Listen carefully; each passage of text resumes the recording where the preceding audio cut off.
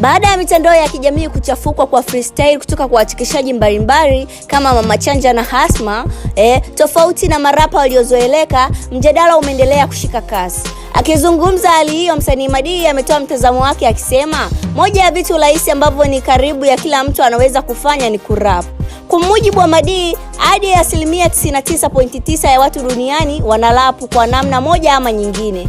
Akitolea mfano hadi dada wake wa kazi wa nyumbani anaweza kulapu. Kutokana na hali hiyo, Madi anasema yeye haoni tena thamani ya kujikita sana kwenye kulapu kwa sababu ni biashara ambayo imekuwa ya kila mtu na kile kinachofanywa na kila mtu mara nyingi hupoteza upekee na faida yake. Kauli hiyo imeibua mjadala mkubwa mtandaoni. Je, rap imekuwa rahisi kiasi hicho au ni mtazamo wa msanii huyo? Tupia comment yako hapo chini ukisema ni kitu gani wewe umeona kwa Madi alichozungumza, na endelea kutufuatilia kwenye mitandao yetu ya kijamii kupitia SnTV_.